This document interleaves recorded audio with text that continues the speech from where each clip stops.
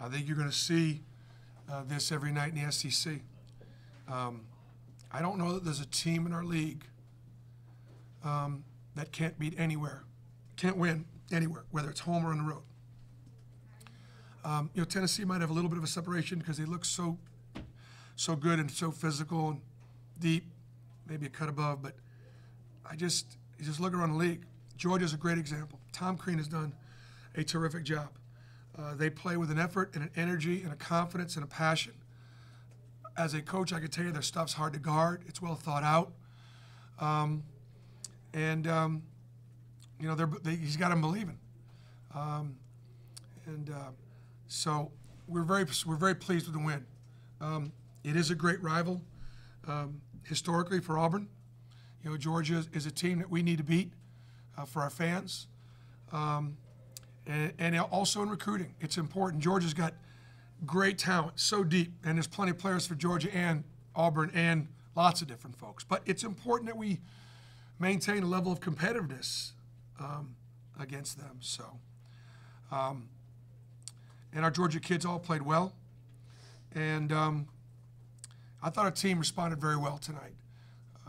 We needed a better offensive execution. We need to get to the right spots and take better shots. I'm probably also most pleased with the win because we got a lot of guys contributing.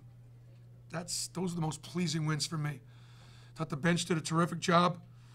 Outscored them by 10 coming off the bench. That's huge. Chuma Okeke got in foul trouble, and as a result, Anthony McLemore and Horace Spencer had to play more significant minutes, and they answered. Samir Dowdy and Malik Dunbar both played more minutes because one of the things we're trying to do is take some time off the clock for Bryce and Jared.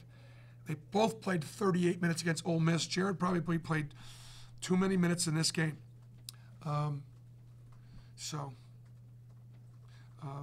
It's great to have our letterman back. Great to have our students in, another sellout crowd. That game was on ESPN2. We had a pretty all-star crew calling the game, Tom and Sean, and I think it made for pretty good television. So we'll take it, and we'll try to get ready for the next one. Bruce, can you talk about points in the paint stat? Well, it was significant that we got more two-point baskets. They blocked 8 shots, but we felt like we needed to go inside more, and we needed to finish more, and don't finish through the contact.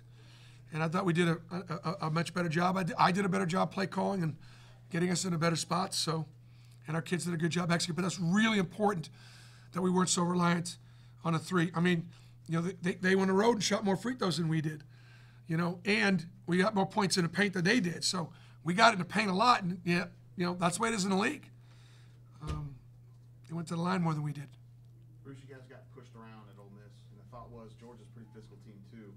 You knew that they had to step up. Your guys did. Do you think they did that today? I think so, and I think it's fair to say that, you could say you guys got pushed around. As a matter of fact, with no animosity. I mean, look, sometimes it happens. You know what I mean? And I do appreciate also the way you guys have sort of understood that. It was a fact. It's the way they played. And so therefore, can you adjust?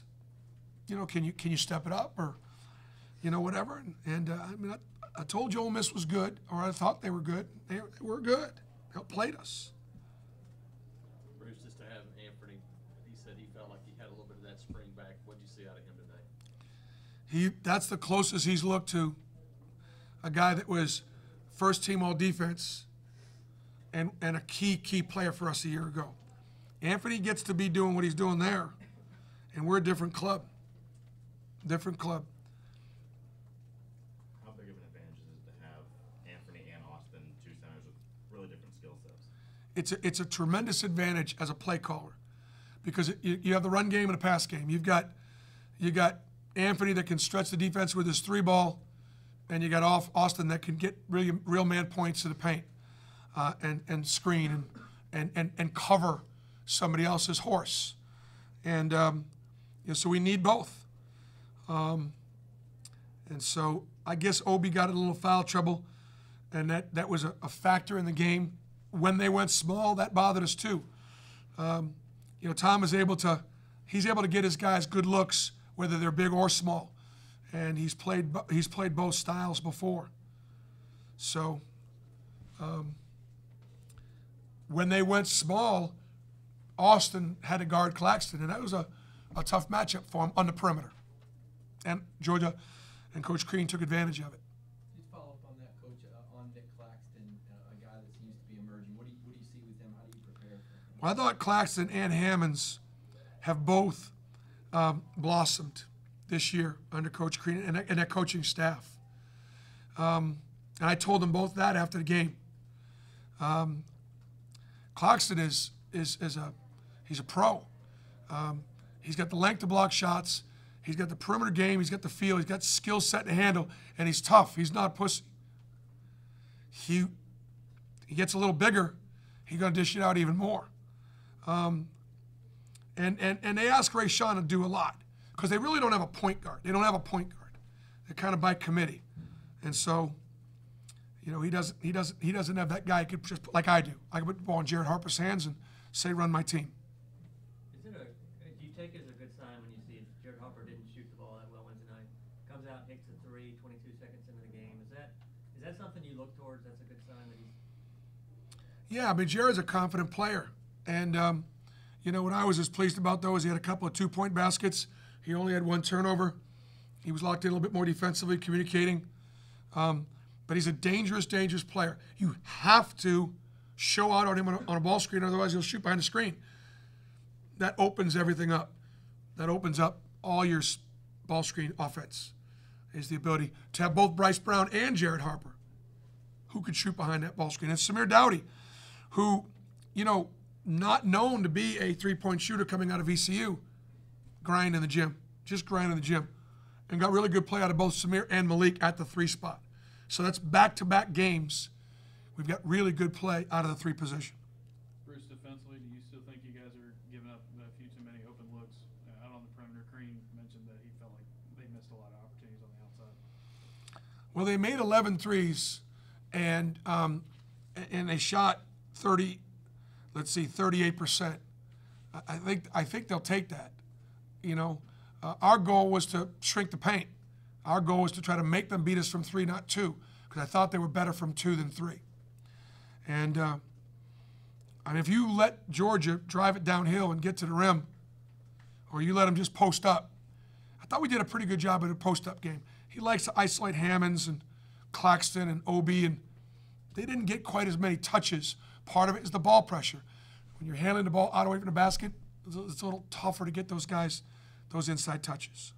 A lot of things went well for you guys on the scoring end, Bruce, but another kind of anonymous game for Chuma. It's 2 in a row.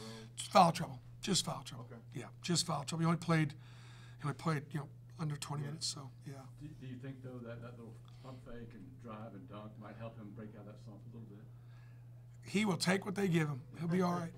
He'll take what the defense gives him, and I understand that we all know what he's capable of. So he's great to coach, man. He's so unselfish, but we need him to be able to beat the best teams on our schedule. Just kind of a question from 10,000 feet coming into this game from outside. I think you won 24 of the last 25 here. When did that click?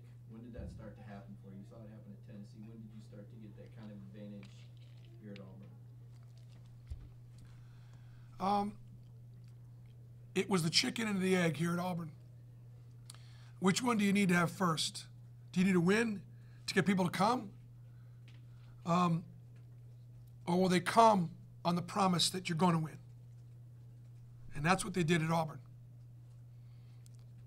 Our kids played hard the first couple of years, but we were outmatched, outmanned, and we still had really good crowds. And then, you know, obviously a couple years ago, you know, one thing I'm really proud of, the non-conference is over. 34-5 in the non-conference is the best non-conference record in the SEC. You know, when I got to Tennessee, they were down a little bit. And when I got to Auburn, they were down a little bit. And I just did not want our program to bring the league down. And so right now we're competitive.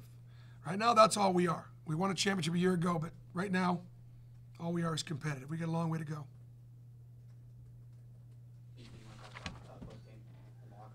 Yeah, there's some wonderful stuff going to be out there posted on social media.